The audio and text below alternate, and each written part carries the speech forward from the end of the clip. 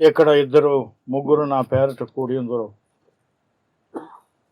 వారి మధ్య ఉందునని వాగ్దానం చేసిన మా ప్రభువ, మీ ఆత్మ ద్వారా మాతో కూడా ఈ సాయంకాలం ఉన్నారని నమ్మి మీ వాక్యాన్ని చదివి ధ్యానిస్తూ ఉంటుండగా ఈ ఫ్యామిలీ కాన్ఫరెన్స్లో మాతో వ్యక్తిగతంగాను కుటుంబాలుగాను మాట్లాడి సందర్శించి మీకు అనుకూలమైన కార్యాన్ని మాలో జరిగించి మీరే మహిమను ఘనతను పొందుదురని మా ప్రభు అయిన యేసుక్రీస్తు నామమున వినయంగా ప్రార్థిస్తున్నాం తండ్రి. ఆమేన్. నాతో కలిసి ఎఫెసీలకు రాయబడినటువంటి పత్రికకు రండి. మనం ఉదయం మన ధ్యానాన్ని ప్రారంభించినప్పుడు జ్ఞాపకం చేస్తున్నాను, ఒకప్పుడు మనము బాధ్యత లేని జీవితాలు జీవించాం. ఇప్పుడైతే బాధ్యత గల వారముగా మారిపోయాం. ఆ మార్పు తప్పక ప్రతి విశ్వాసలో కలుగుతుంది. నువ్వు ఇంకా పాపంలో ఉన్నదానివి లేక ఉన్నవాడివైతే ఆ తేడా నీకు కనబడదు. ఎప్పుడైతే ఒక వ్యక్తి పరిశుద్ధాత్మ చేత ఒప్పించబడి నేను పాపినని ఒప్పుకొని నా కొరకే ప్రభు ఆ కల్వరి శిలువలో రక్తం కార్చాడని ఎరిగి నమ్మి ప్రభువును హృదయంలో చేర్చుకున్నప్పుడు కలిగే మార్పు దేవుడు మనల్ని మార్చివేసి తన పిల్లలుగా చేసుకొని బాధ్యత గలవారుగా చేస్తాడు అనేది దేవుడు నాకు ఇచ్చినటువంటి ఈ ధ్యాన సారాంశం. ఒకప్పుడు బాధ్యత లేని వారం, ఇప్పుడు బాధ్యత గలవారం. ఎవరెవరికి బాధ్యత, రెస్పాన్సిబిలిటీ. ఇప్పుడు ఎఫ్ఎస్సి 5వ అధ్యాయం 22 నుంచి 31 వరకు చాలా సర్వసాధారణంగా ప్రతి మ్యారేజ్లో చదువుతాం, ధ్యానం కూడా చేస్తాం. కానీ దుఃఖకరమైన సంగతి ఏంటంటే మ్యారేజ్ డయాస్ మీదనే చదువుతాం, కానీ మ్యారేజ్ కంటే ముందు కానీ మ్యారేజ్ తర్వాత కానీ చదవం, ధ్యానించాం. సంఘాల్లో కూడా చాలా తక్కువగా దాని గురించిన ధ్యానాలు జరుగుతున్నాయి. మొన్న మా కాన్ఫరెన్స్లో కూడా దైవజనులు 22 నుంచి కాకుండా 21 నుంచి చదివితే ఇంకా మంచిది అని చెప్పారు. 21లో ఏం రాయబడిందో మనం గమనించినట్లయితే, భయంతో ఒకరికి ఒకడు లోబడి, అంటే భార్యాభర్తల్లో కూడా ఒకరికి ఒకరు లోబడి ఉండుట అవసరమని చెప్తూ 22 నుంచి స్త్రీలారా అని చెప్పాడు, 25లో పురుషులారా అని చెప్పాడు. నా ఉద్దేశం ఏంటంటే ఇది 21 నుంచి చదవడం కంటే పైన ఉన్న పారాగ్రాఫ్ కూడా చదవడం ఇంకా మంచిది. దానిపైన ఉన్న పారాగ్రాఫ్ కూడా చదవడం మంచిది. ఎందుకంటే ఈ టెక్స్టు ఏ కాంటెక్స్ట్లో పౌలు రాశాడు అనేది మనం గమనించినప్పుడే దాని యొక్క అర్థం మనకు తెలుస్తుంది. ఇంగ్లీష్లో ఒక నానుడు ఉంది బైబిల్ స్టూడెంట్స్కు, a text out of context is a pretext అన్నాడు. అంటే కాంటెక్స్ట్లో నుంచి బయటికి తీసి ఆ టెక్స్ట్ చదివితే నీకు నిజమైన అర్థం లేక అసలైన అర్థం రాదు. కాబట్టి ఇప్పుడు చదివిన లేక చదువుతూ ఉన్న 5వ అధ్యాయం 22, స్త్రీలారా మీ సొంత పురుషులకు అన్ని విషయములలో లోబడి ఉండుడి అనే మాట, పురుషులారా మీరును మీ భార్యలను క్రీస్తు ప్రేమించినట్టు ప్రేమించుడి అనే మాట. ఇవి రెస్పాన్సిబిలిటీస్.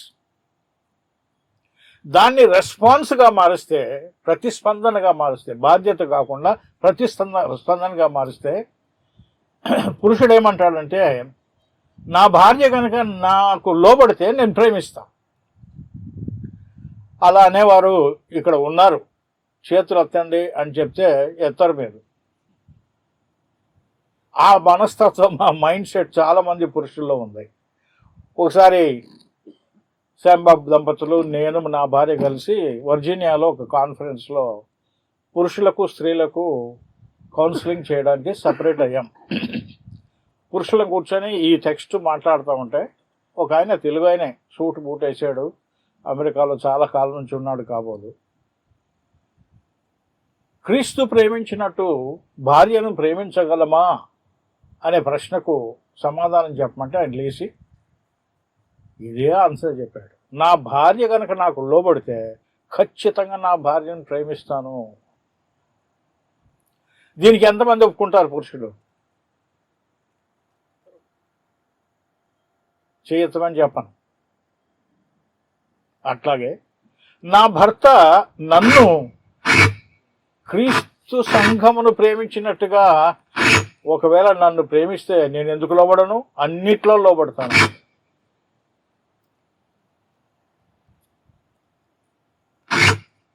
ప్రేమిస్తే లోబడతానని చెప్పడం, లోబడితే ప్రేమిస్తానని చెప్పడం రెస్పాన్స్ అవుతుంది, ప్రతిస్పందన అవుతుంది, రెస్పాన్సిబిలిటీ కాదు. మన బైబిల్ చదువుకుంటే తేటగా లోబడి ఉండుడి. పేతురు రాసిన మొదటి పత్రిక 3వ అధ్యాయం మొదటి 7 వచనాల్లో కూడా స్త్రీలకు లోబడి ఉండమని రాశాడు, పురుషులకు జ్ఞానం కలిగి కాపురం చేయమని 7వ వచనంలో రాశాడు. అదే తాత్పర్యం పేతురు కూడా రాశాడు. సో ఇవి బాధ్యతలు, ప్రతిస్పందనలు కాదు. ఇంకొక రీతిగా చెప్పాలంటే నా భార్య నాకు లోబడినా లోబడకపోయినా ఆమెను నేను ప్రేమిస్తాను అని చెప్పడం బాధ్యత. అలాగే నా భర్త నన్ను ప్రేమించినా ప్రేమించకపోయినా ఆయనకు లోబడి ఉంటాను అనేది బాధ్యత. ఇవి తేటగా అర్థం చేసుకుందాం. అది అర్థం చేసుకొని ఈ శక్తి అంటే భర్తగా నా భార్యను క్రీస్తు సంఘమును ప్రేమించి తన్ను తాను అప్పగించుకున్నట్టుగా నేను ప్రేమించగలనా? నాలో ఆ శక్తి ఉన్నదా? నాలో ఆ సామర్థ్యం ఉన్నదా? నాలో ఆ బలం ఉన్నదా అని పురుషులు ప్రశ్నించుకుంటే అటువంటి శక్తి, అటువంటి బలం, సామర్థ్యం మనలో లేదు. అలాగే నా భర్త నన్ను ప్రేమించినా ప్రేమించకపోయినా వాక్యం చెప్తుంది కాబట్టి నా భర్తకు లోబడి ఉంటాను, అది కూడా అన్ని విషయంలో లోబడి ఉంటానని చెప్పడం స్త్రీలకు సాధ్యమేనా? సాధ్యం కాదు. ఈ మానవ లక్షణం ఆదాము నుండి మనకు వచ్చినటువంటి ఈగో ఉన్నదే, అది పురుషునికి ఉంది, స్త్రీకి కూడా ఉంది. రెస్పాన్స్ కొరకు ఎదురు చూస్తుంది కానీ రెస్పాన్సిబిలిటీని నెరవేర్చలేదు, ఎందుకంటే ఆ సామర్థ్యం లేదు. కోప్పడే సామర్థ్యం మనకు ఉంది కానీ కోప్పడ్డా క్షమించడం అనే సామర్థ్యం మనలో లేదు. అక్కడ ఆ అంశాన్ని అట్లా పెట్టి మీరు నాతో కలిసి మత్తయి సువార్త ప్రభువు కొండ మీద చేసిన ప్రసంగానికి ఒకసారి జ్ఞాపకం చేసుకుందాం. మనకని ఇవన్నీ తెలిసినటువంటివే.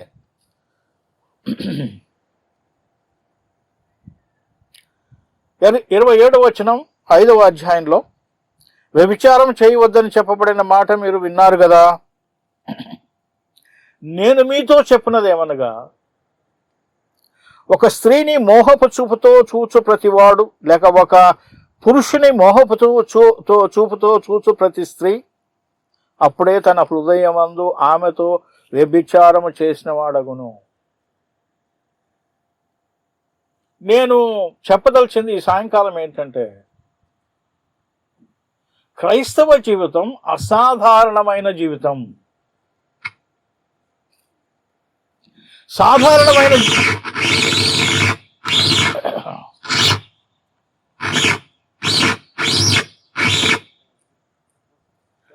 అలాగే 43వ వచనం కూడా చూడండి. నీ పొరుగువాని ప్రేమించి నీ శత్రువును ద్వేషించమని చెప్పబడిన మాట మీరు విన్నారు కదా, నేను మీతో చెప్పున్నదేమనగా మీరు మీ పరలోకమందున్న తండ్రికి కుమారులై ఉండునట్లు మీ శత్రువులను ప్రేమించుడి, మిమ్మల్ని హింసించు వారి కొరకు ప్రార్థన చేయుడి. నేను అడుగుతాను ప్రశ్న, దానికి సమాధానం కూడా అక్కడే ఉంది. ఇది సాధ్యమా? ఇది సాధారణమైన విషయమా? గ్రహం స్టెయిన్స్ గారు 2 కుమారులు,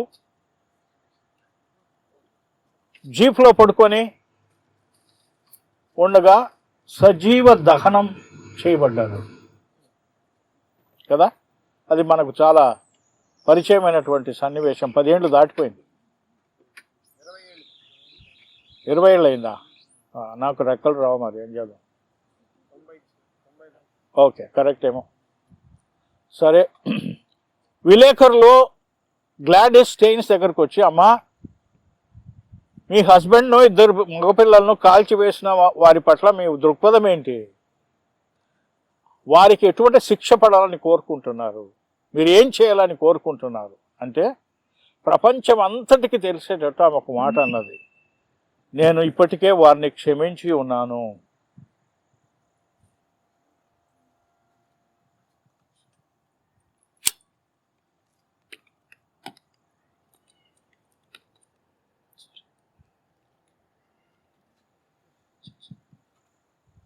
దేశ చట్టం ప్రకారం ఆ కేసు నడిచి వారికి ఏ శిక్ష పడుతుందో నాకు పట్టదు, అది జరిగిపోతుంది. నా మట్టుకు నేను వారిని క్షమించాను. ఈ గ్లాడిస్ స్టెయిన్స్ ఎలా క్షమించగలిగింది? అలా ఇక్కడ ఉన్న స్త్రీలలో ఎవరైనా చేయగలరా? ఇది అసాధారణమైన విషయం. అది గుర్తించాలని మనవి చేస్తున్నాం. కొండ మీదే ప్రభువు చేసిన ప్రసంగంలో మనం పొద్దున కూడా 6వ అధ్యాయం 8వ వచనం చదువుకొని, మీరు అలా ఉండకూడదు అని ప్రభువు చెప్పాడు. అవన్నీ కూడా ఆచరణలో పెట్టాలంటే అసాధారణమైనది. వినండి, దయచేసి వినండి. ఇది అసాధారణమైతే, ఇది మన శక్తికి మించినదైతే దేవుడు ఎందుకు వాక్యాన్ని వ్రాయించాడు? భార్యలకు లోబడమని, అన్ని విషయములలో లోబడమని చెప్పాడే, ఎందుకు రాయించాడు? భర్త భార్యను క్రీస్తు ప్రేమించినట్టుగా ప్రేమించమని చెప్పాడే, ఎందుకు చెప్పాడు? అయితే బైబిల్ తప్పులా? ఇవి ఆచరణలో పెట్టలేనటువంటి సంగతులను బైబిల్ రాశాడా?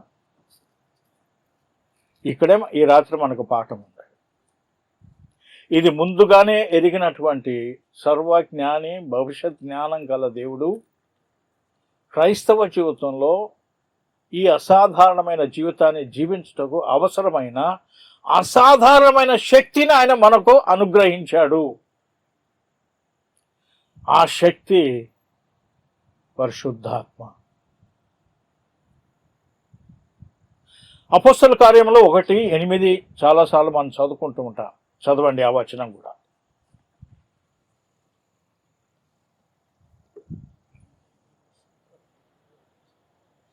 అపోస్తల కార్యములు 1వ అధ్యాయం 8వ వచనం. అయినను వచ్చినప్పుడు ఆగండి. అక్కడ అంటే మీలో శక్తి లేదు, మీరు శక్తిని అందుదురు ఎప్పుడు? పరిశుద్ధాత్మ మీ మీదికి వచ్చిన తర్వాత. ఏమన్నాడు? గనుక మీరు యెరూషలేములోను, యూదయ, సమరయ దేశమంతటను భూ దిగంతముల వరకు నాకు సాక్షులై ఉంది. ఆర్డినరీ ఫిషర్మెన్, చేపలు పట్టుకునేవారు, బెస్తవారు, చదువు సంధ్య లేదు, పండితులేమి కాదు, పేరు ప్రతిష్టలు గలవారు కాదు, గవర్నర్స్ ఏం కాదు, అధికారులు కాదు, నలుగురి మధ్య నిలబడి మాట్లాడగలిగిన వాక్శక్తి గలవారు కాదు. ఒక చిన్న బాలిక శోధిస్తే నేను ఆయన్ను ఎరగనని శపథం చేసి చెప్పినటువంటి మొట్టమొదటి అపోస్తలుడు, సీనియర్ మోస్ట్ అపోస్తలుడు పేతురు. వీరు భూదిగంతముల వరకు సువార్తను ప్రకటించే కార్యక్రమాన్ని చేపట్టాలంటే వీరిలో శక్తి లేదు. కాబట్టి దేవుడు పరిశుద్ధాత్మ మీ మీదికి వచ్చినప్పుడు మీరు శక్తి నొందెదరు అన్నాడు. గ్రహించండి. Without him there is no power to be able to fulfill the command of God. ఆనాడే కాదు, ఈనాడు కూడా. ఒక ప్రశ్న వస్తుంది, సువార్త సేవ కొరకు శక్తినిచ్చాడు కానీ ఆర్డినరీ లైఫ్ కొరకు ఇచ్చాడా అని మనం అనుకుంటాం. ఆర్డినరీ లైఫే ఎక్స్ట్రాఆర్డినరీ లైఫ్ అని ఇప్పుడు మనం చెప్పుకున్నాం. Extraordinary power is the Holy Spirit of God.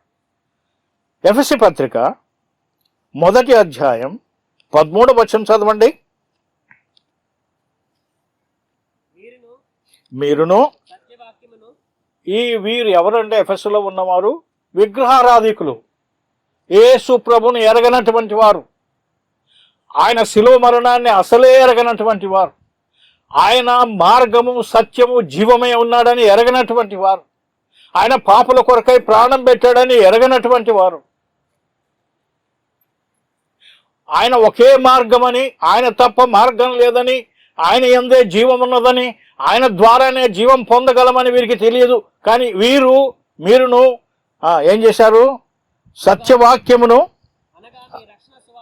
విని క్రీస్తునందు విశ్వాసం ఉంచి ఆత్మచేత ముద్రించబడితిరి.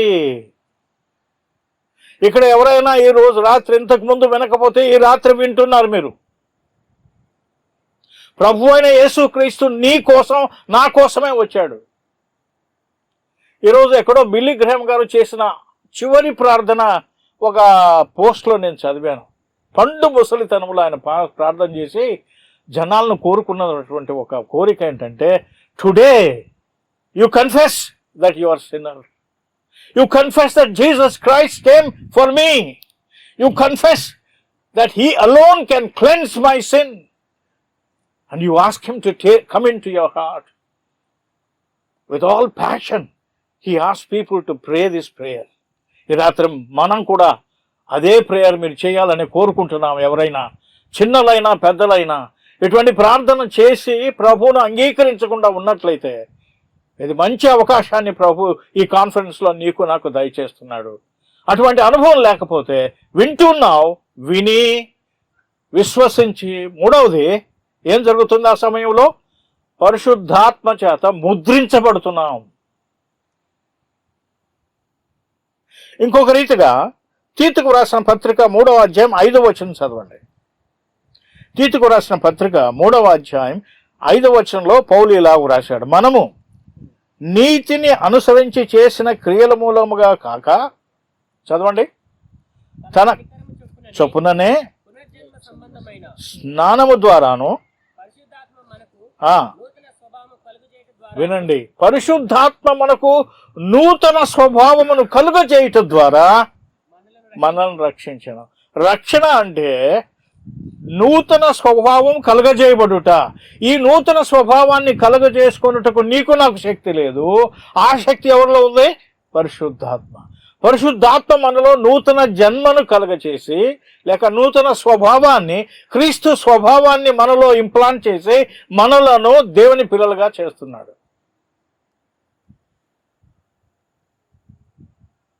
అందుకనే నికోదేమో ప్రభు దగ్గరకు వచ్చి ఆ రాత్రి మాట్లాడుతున్నప్పుడు, నీవు తిరిగి జన్మించితేనే గాని పరలోక రాజ్యం చూడవు, ప్రవేశించుకోవు కూడా అని ఖండితంగా నికోదేముతో ప్రభు అన్నాడు. ఆత్మచేత తిరిగి జన్మించబడుట, ఇది క్రైస్తవ జీవితం యొక్క ప్రారంభం. బాప్తీసం కాదు. చాలా మంది బాప్తీసంతోనే క్రైస్తవ జీవితం ప్రారంభం అనుకొని మేము నమ్మాము అని నీళ్ళలో ముంచమని అడుగుతుంటారు. మన సంఘాల్లో ముంచుతున్నాం కూడా. అది it is not the beginning of Christian life. It is one of the steps of obedience after being a believer, after being Born again. నువ్వు తిరిగి జన్మించావా? నీవు బాప్తీసం పొందావా లేదని నేను అడగట్లేదు ఈ రాత్రి. తిరిగి జన్మించావా? నీలో నూతన స్వభావం సృష్టించబడి ఉన్నదా? దానికి తోడు కొరింథీయులకు రాసిన 2వ పత్రిక 5:17 కూడా మనకు తెలిసినటువంటి వచనమే. చదవండి. కాగా ఎవడైనను క్రీస్తునందున్న ఎడల వాడు నూతన సృష్టి. పాత సృష్టి ఎవరు చేశారు? సృష్టికర్త చేశాడు. ఇప్పుడు నూతన సృష్టిని కూడా ఎవరు చేయాలి? సృష్టికర్తనే చేయాలి. ఆ సృష్టికర్త అనే దేవుడు పరిశుద్ధాత్మ అనే దేవుడు. ఆయనే మనలో నూతన స్వభావాన్ని కలిగించేవాడు. ఆయనే మనలో క్రీస్తు స్వభావాన్ని ఉద్భవింపచేసేవాడు. ఆత్మచేత ముద్రించబడిన వారే దేవుని పిల్లలు. ఆత్మ మనకు సంచకరుగా ఇవ్వబడ్డాడు. ఆత్మ లేనివాడు క్రీస్తువాడు కాదు. రోమాపత్రిక 8వ అధ్యాయం. మనకు తెలిసిన వచనాలే నేను చదవాలని ఆశపడుతున్నాను కొంతమంది ప్రయోజనం కొరకు. 8, 9 చదవండి, లేక 9వ వచనం చదవండి. దేవుని ఆత్మ మీలో నివసించిన యెడల మీరు ఆత్మ స్వభావం గలవారే గాని శరీర స్వభావం కలవారు కారు. ఎవడైనను క్రీస్తు ఆత్మ లేనివాడైతే వాడు ఆయన వాడు కాడు. అంతే. క్రైస్తవుడు అంటే క్రీస్తు స్వభావము లేక క్రీస్తు ఆత్మను కలిగిన వాడు. క్రీస్తు ఆత్మ ఎవరు? తండ్రి పంపించిన పరిశుద్ధాత్మ. తండ్రి యొద్ద నుండి కుమారుని యొద్ద నుండి బయలుదేరి వచ్చినటువంటి పరిశుద్ధాత్మ. ఆయన గనక మన హృదయాల్లో లేకపోతే మనం క్రీస్తు వారము కాదు, మనం క్రైస్తవులము కాదు, మనం దేవుని పిల్లలము కాదు. మనకు అన్యులకు తేడా లేదు. పూత పూసుకొని బాప్తీసం తీసుకున్నంత మాత్రాన ఏమీ జరగదు మన జీవితాల్లో. పరిశుద్ధాత్మ మన హృదయాల్లో నూతన స్వభావాన్ని సృష్టించడం ద్వారా మనం నూతన సృష్టిగా మారిపోతున్నాం. This is the beginning of Christian life. ఆ ఆత్మచేత ముద్రించబడి తరువాత ఎఫెసీ గ్రంథానికి తిరిగి వచ్చినట్లయితే వారిలో ఆత్మ చేస్తున్న కార్యాలు ఒక్కొక్క అధ్యాయంలో పౌలు వ్రాశాడు. మొదటి అధ్యాయంలో ఆత్మచేత ముద్రించబడ్డారు. 2వ అధ్యాయం 2వ వచనంలో ఆత్మ మూలముగా కట్టబడుచున్నారు. 3వ అధ్యాయంలో ఆత్మ వలన బలపరచబడుతున్నారు. 4వ అధ్యాయంలో ఆత్మను దుఃఖపరచకుడి అని వ్రాస్తున్నాడు. ఆత్మ ఎక్కడున్నాడు? మన హృదయాల్లో ఉన్నాడు కాబట్టి దుఃఖపరచకుడి అని వ్రాశాడు. 5వ అధ్యాయంలో ఇది ఈరోజు మన టెక్స్ట్ 5:18 ఆత్మ పూర్ణులై ఉండుడి. ఆత్మ పూర్ణులై ఉండుడి అని రాసిన తర్వాత 21లో ఒకరికొకడు లోబడి ఉండుడి. 22లో స్త్రీలారా అన్ని విషయములలో నీ స్వపురుషులకు లోబడి ఉండుడి. 25లో పురుషులారా నీ భార్యలను క్రీస్తు ప్రేమించినట్టు ప్రేమించుడి. మొదటి అధ్యాయం 13వ వచనంలో ఆత్మచేత తిరిగి జన్మించిన వారు, ఆత్మచేత ముద్రించబడిన వారు, ఆత్మచేత నవీన స్వభావాన్ని క్రీస్తు స్వభావాన్ని కలిగినటువంటి వారు 5వ అధ్యాయానికి వచ్చే లోపల అనుదిన క్రైస్తవ జీవితాన్ని కుటుంబంలో జీవించాలంటే అత్యవసరమైంది ప్రైమరీ థింగ్ ఏంటంటే 18వ వచనం, మద్యముతో మత్తులై ఉండొకడు, అందులో దుర్వ్యాపారం కలదు, ఆత్మ పూర్ణులై ఉండుడి. ఇక్కడ 2 నిమిషాలాగి ధ్యానించాలని నేను ఆశిస్తున్నా. నేటి క్రైస్తవ లోకంలో ఆత్మ వలన తిరిగి జన్మించి క్రైస్తవ జీవితాన్ని ప్రారంభించి శరీర కార్యముల ద్వారా క్రైస్తవ జీవితాన్ని జీవించడానికి ప్రయత్నం చేస్తున్నాము. గమనించండి నా మాట. ఇదే తప్పు గలతీయులు చేస్తూ వచ్చారు. వారికి వ్రాస్తూ 3వ అధ్యాయం ఇలా వ్రాశాడు పౌలు. గలతీ పత్రిక 3వ అధ్యాయం 3వ వచనం చదవండి, లేక మొదటి నుంచి చదవండి. అవివేకులైన గలతీయులారా, ఎవడు భ్రమ పెట్టెను?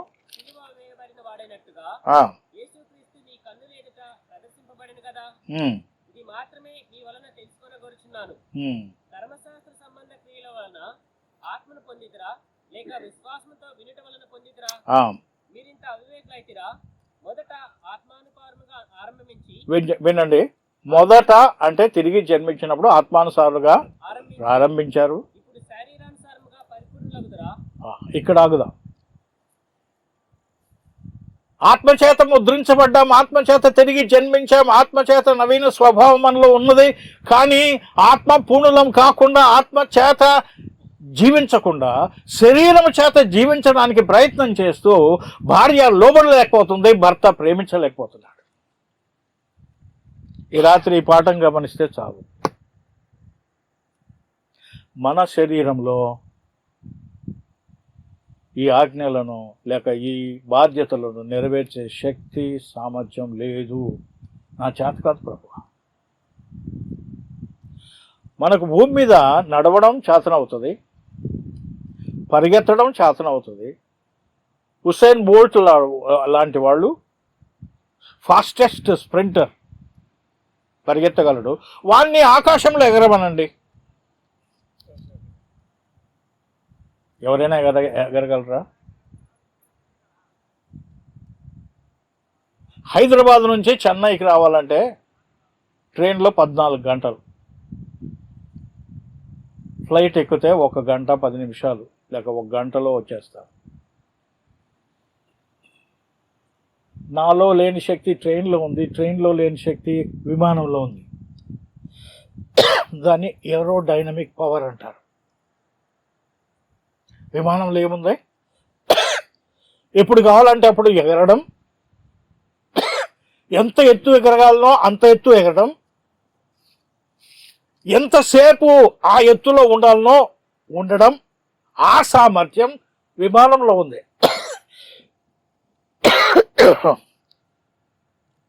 డొమెస్టిక్ ఫ్లైట్స్ అయితే 1500 to 1700 feet above sea level ఎగురుతాయి. ఇంటర్నేషనల్ ఫ్లైట్స్లో అయితే 3500 to 3800 ఫీట్లో అవి ఎగురుతాయి. వారి స్థాయి వేరు, వీటి స్థాయి వేరు.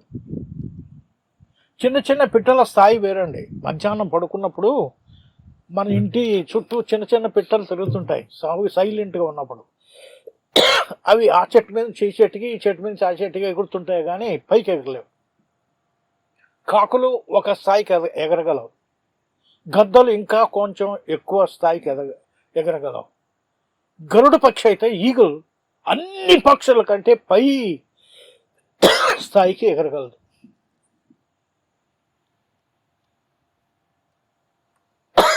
క్షమించండి.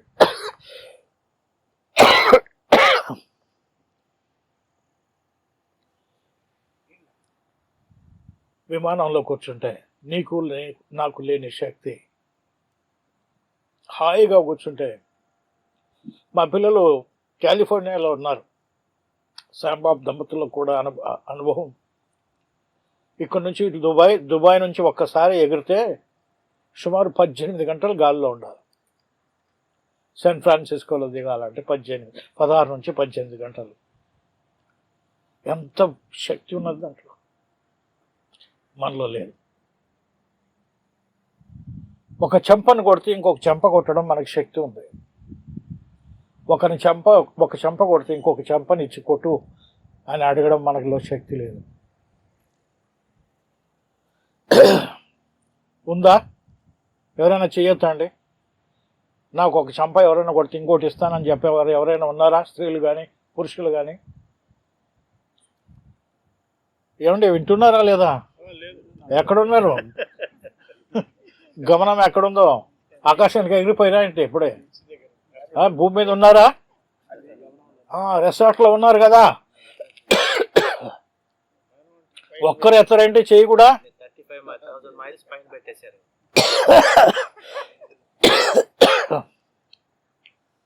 చేతకాదు.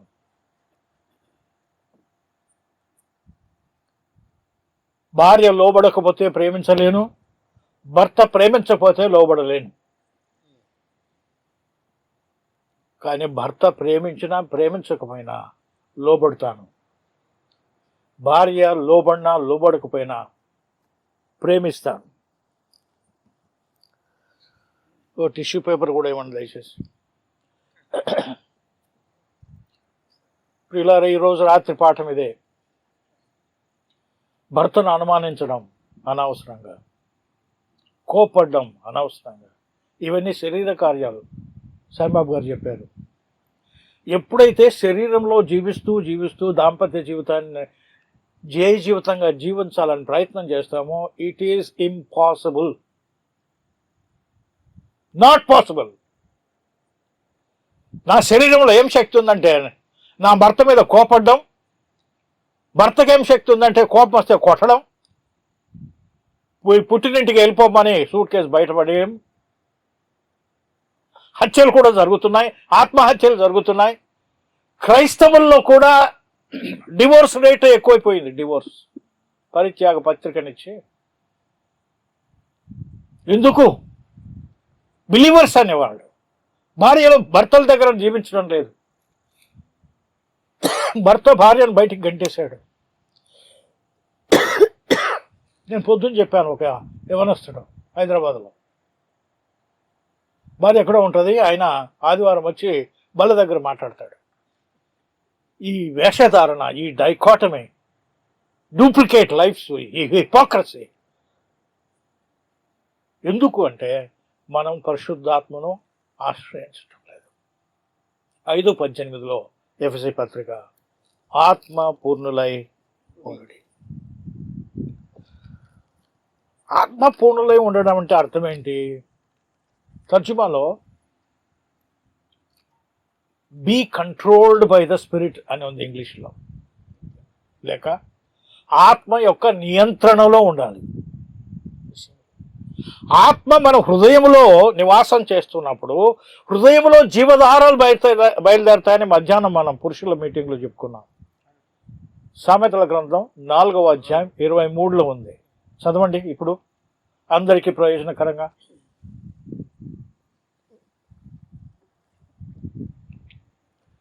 సామెతలు 4:23.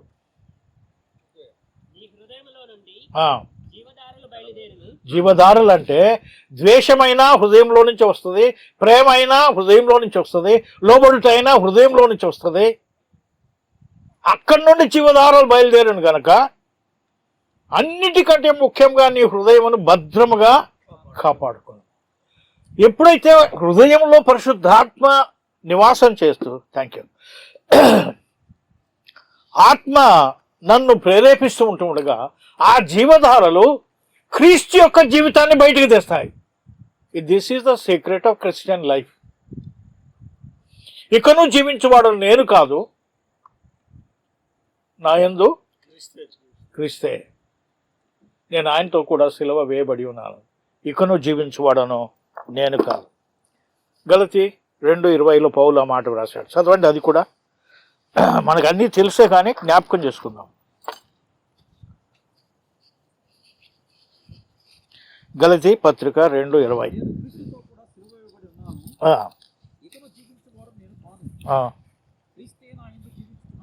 ఇది క్రీస్తే నాయందు జీవించుతున్నాడంటే క్రీస్తు జీవితాన్ని మన హృదయములలో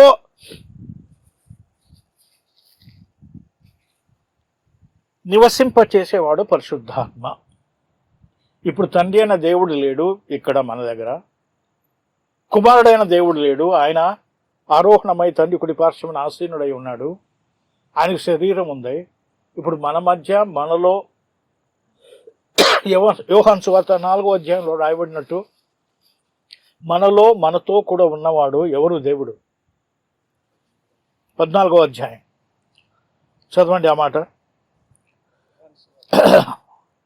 ఆయన వెళ్తూ తన శిష్యులతో మాట్లాడిన మాటలు 15వ వచనం చదవండి.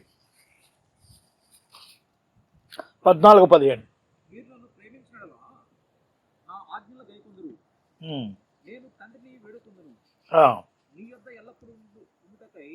ఆయన వేరొక ఆదరణకర్తను సత్య స్వరూపయోగ ఆత్మను మీకు అనుగ్రహించును.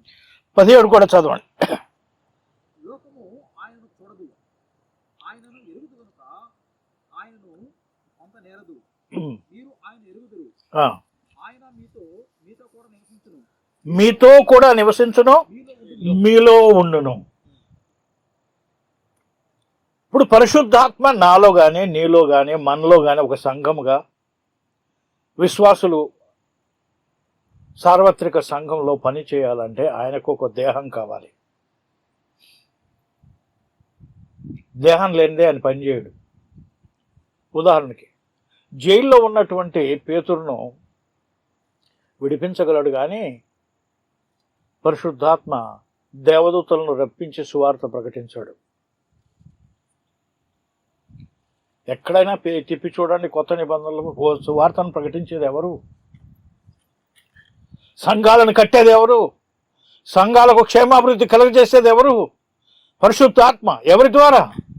ఎవరైతే తన దేహములను అప్పగించుకున్నారో వారి ద్వారా జరిగిస్తారు. బాధ్యత. క్రైస్తవులమైన మనం బాధ్యత కలవారం. మొట్టమొదటి బాధ్యత దేవుని పట్ల. ఏం చేయాలి దేవుని పట్ల? రోమపత్రిక 12వ అధ్యాయం 1వ వచనం చదవండి. కాబట్టి సహోదరులారా, పరిశుద్ధమును దేవునికి అనుకూలమునైన సజీవ యాగంగా మీ శరీరములను ఆయనకు సమర్పించుకునుడని దేవుని వాత్సల్యమును బట్టి మేము బతిమాలుకొనుచున్నాను. దేవునికి సమర్పించుకోవాలంటే ఇప్పుడు ఏ దేవుడు? ఎవరు చెప్పండి గట్టిగా, ఎవరికి సమర్పించుకోవాలి? పరిశుద్ధాత్మ. మన దేహాలు ఆయనకు అవసరం. మొట్టమొదటి బాధ్యత విశ్వాసికి దేవుని పట్ల ఎలా నెరవేరుస్తాం? మన దేహములను పరిశుద్ధాత్మకు అప్పగించుకోవడం. ప్రియ సోదర సోదరి, ఎప్పుడైనా నీ విశ్వాస జీవితంలో ఈ మెట్టు, ఈ డెసిషన్ తీసుకోవాలి. ఇదిగో ప్రభువా, నా జీవితం ఆపాద మస్తకం నీకు అంకితం అని పాడుకుంటాం, కానీ ప్రార్థన చేశామా?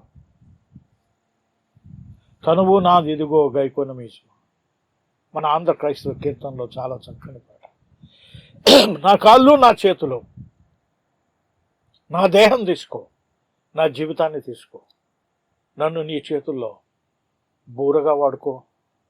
ఇదిగో నా చేతులు, నీ కొరకు పనిచేసే చేతులు, పరిగెత్తే పాదాలు, మాట్లాడే నవ్వు.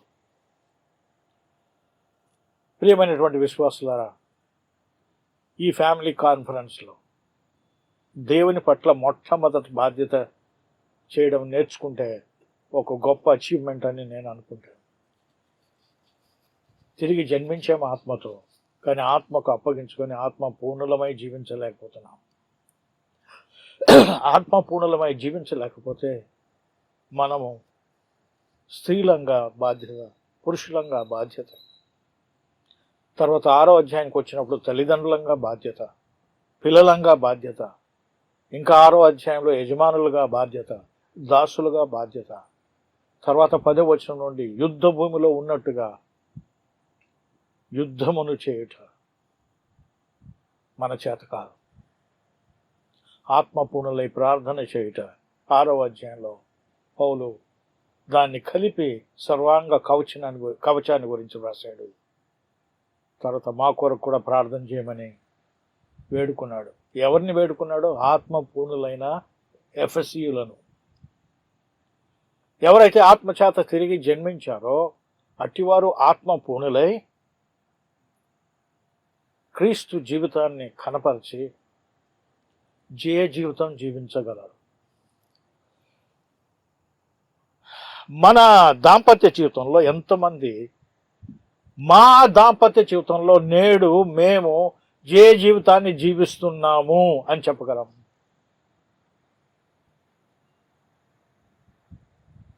లేక ప్రయత్నం చేస్తున్నామే కానీ జయ జీవితాన్ని జీవించలేకపోతున్నాం. అనుమానపడకూడదని ప్రయత్నం చేస్తున్నాను కానీ నేను అనుమానపడుతున్నాను. స్త్రీలు అనొచ్చు. నా భార్య మీద నేను కోపడకూడదని ప్రయత్నం చేస్తున్నాను కానీ కోపడుతున్నాను. ఒకరితో ఒకరు అన్యోన్యత కావాలని కోరుకుంటున్నాం కానీ అన్యోన్యత రావట్లేదు.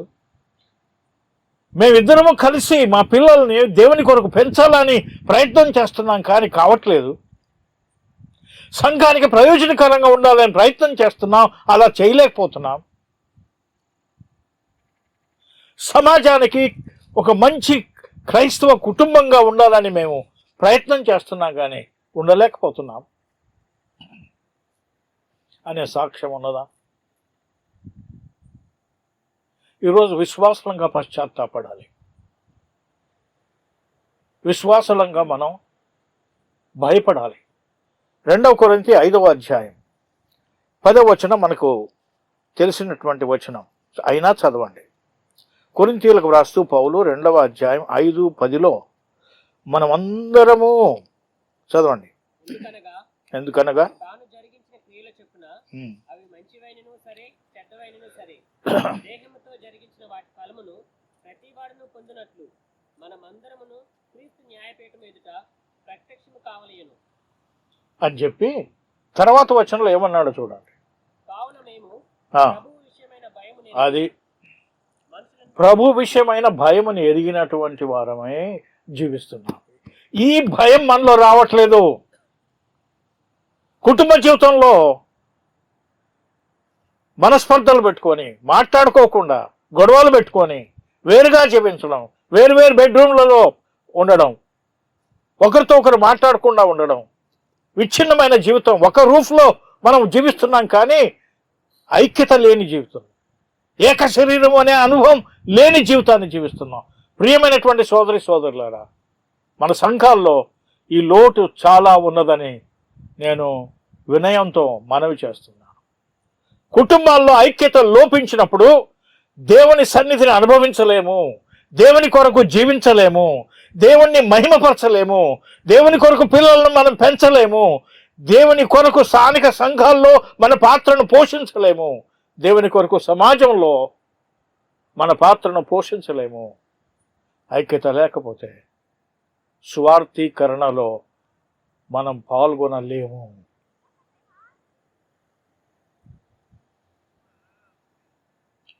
Defeated Christian lifes, defeated family lifes.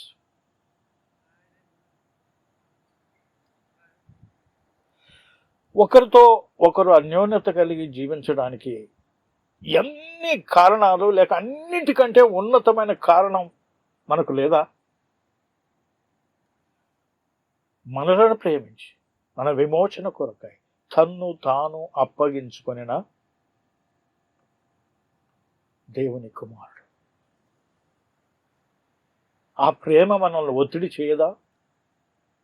అదే 5వ అధ్యాయం 10-11 చదివాం కదా. 14వ వచనం చదవండి. 14వ వచనం. క్రీస్తు ప్రేమ మమ్మల్ని బలవంతము చేయుచున్నది. ఎలాగనగా అందరి కొరకు ఒకడు మృతి పొందును గనుక. ఆగండి. క్రీస్తు ప్రేమ బలవంతము చేసేటట్టుగా ప్రేమకు అప్పగించుకున్నాడు పౌలు. రోమా 5:5లో పరిశుద్ధాత్మ మనకు అనుగ్రహించబడటం ద్వారా దేవుని ప్రేమ మన హృదయాల్లో కుమ్మరించబడి ఉన్నది. అది మనకు తెలిసిన వచనమే. కుమ్మరించబడినటువంటి ప్రేమ క్రీస్తు ప్రేమ, కలువరి ప్రేమ, తన్ను తాను అప్పగించుకున్న ప్రేమ, ఇచ్చే ప్రేమ, sacrificial love, serving love, selfless love. ఆ ప్రేమ మమ్మును బలవంతం చేయుచున్నది. నేను చాలాసార్లు చెప్తుంటాను, బీపీ ఎంతమందికి ఉంది ఇక్కడ? బీపీ చేతులు ఎత్తండి. 1 2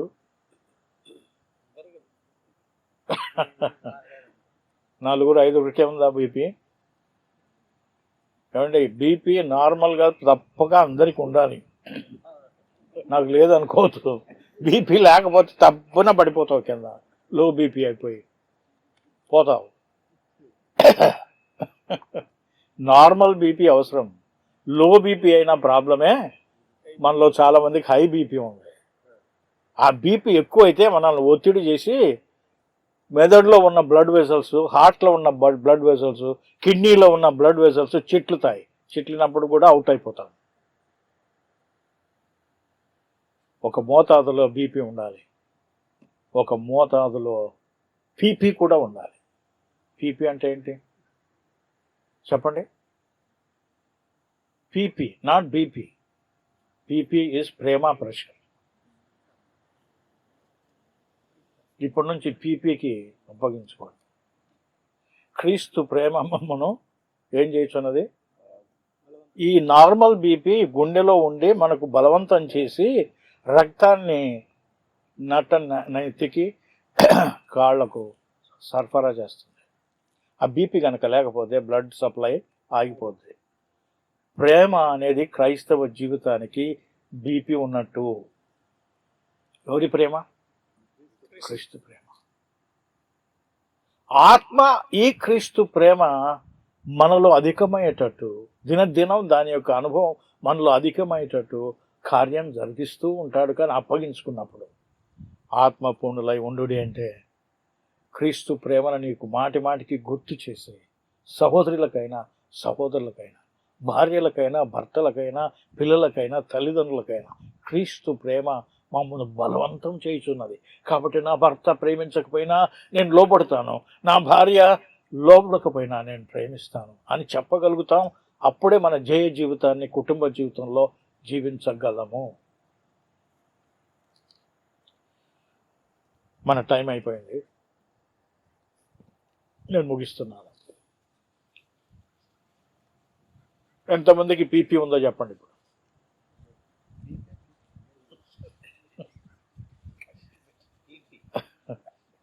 బీపీ కాదు, పీపీ. ఆ పీపీ కొరకు ప్రార్థన చేద్దామా? ప్రభువా, నీ ఆత్మచేత క్రీస్తు ప్రేమ మమ్మల్ని బలవంతం చేసి నీ నామ ఘనత కొరకు భార్యాభర్తలంగా, తల్లిదండ్రులం, పిల్లలంగా జీవించటం సహాయం చేయమని ప్రార్థన చేద్దామా? తలలు వంచండి.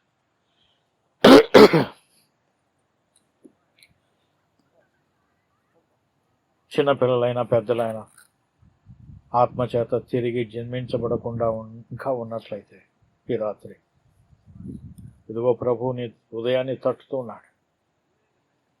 నీ హృదయంలో ప్రవేశించి నీకు నూతన స్వభావమును కలగచేసి దేవుని బిడ్డగా చేయుటకు, నూతన సృష్టిగా చేసి దేవునిలో ఆనందించుటకు ఆయన వేచి ఉన్నాడు.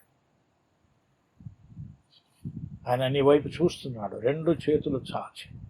ఒక్కరైనా ఇద్దరైనా ఈ రాత్రి ఆ చేతుల్లోకి వచ్చి, పాపినైనా నన్ను కరుణించు తండ్రి, మీ కుమారుని నా కొరకు ఇచ్చావా, ఆ రక్తంలో కడిగి నన్ను పవిత్రపరిచి అంగీకరించమని అడుగుదాం. రక్షణ పొందుదాం. అలాగే రక్షించబడ్డ మనం చాలామంది ఉన్నాం ఇక్కడ. 50 ఏండ్లు, 40 ఏండ్లు, 30, 20, 10 ఏండ్లు అనుభవం గలవారు. ఆత్మ మనలో ఉన్నాడని గుర్తించి ఆత్మకు అప్పగించుకున్నాం.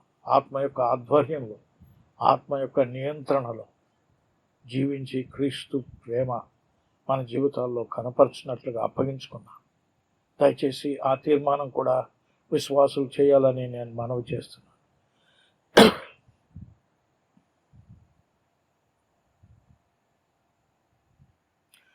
2 నిమిషాలు మౌనంగా ఉంటుండగా అట్టి తీర్మానం చేయండి.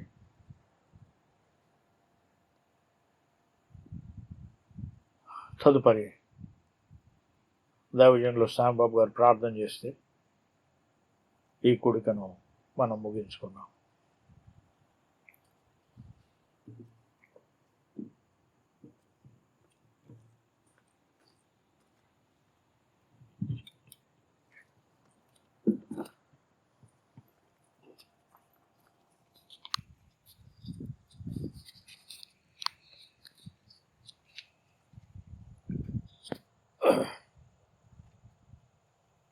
మహిమగల మా ప్రియ ప్రభువా,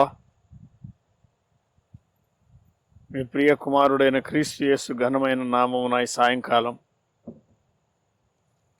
మీ సన్నిధి మాతో ఉంచినందుకు, మీ దాసుని ద్వారా, మీ ఆత్మ ద్వారా, మీ లేఖనాల ద్వారా మమ్మను తాకినందుకు మీకు స్తోత్రములు. ఆత్మ పరిచర్య మా మధ్య జరిగించినందుకై మిమ్మల్ని పూజిస్తున్నాం. ఆత్మను కలిగి ఉన్నాము, కానీ ఆత్మతో నింపబడుటలో ఉన్న భావాన్ని మాకు తేటపరచి మాతో మాట్లాడినందుకై మీకు స్తోత్రములు. మమ్మను మేము ఆత్మకు అప్పగించుకొనుట నేర్పించి మమ్మను పంపించండి. క్రీస్తు ప్రేమ మమ్మను బలవంతము చేసే అనుభవాన్ని ఆత్మ ద్వారా పొందడానికి సహాయం చేయండి. ఎవరు ఈ రాత్రి పాప క్షమాపణ కొరకై ప్రార్థిస్తున్నారు, వారిని మీరు రక్షించి మీ బిడ్డలుగా అంగీకరించండి. నమ్మిన మా జీవితాల్లో ఎవరు నిజమైన పశ్చాత్తాపం కలిగి క్రీస్తు ప్రేమ మమ్మను బలవంతము చేయుట ఆత్మ ద్వారా ఒప్పించబడుతున్నారు, వారిని, వారి సమర్పణను అంగీకరించమని ప్రార్థిస్తున్నాం.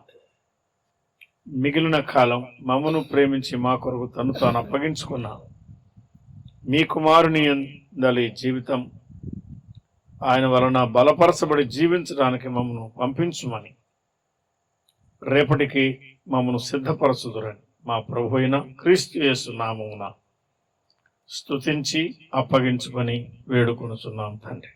ఆమేన్.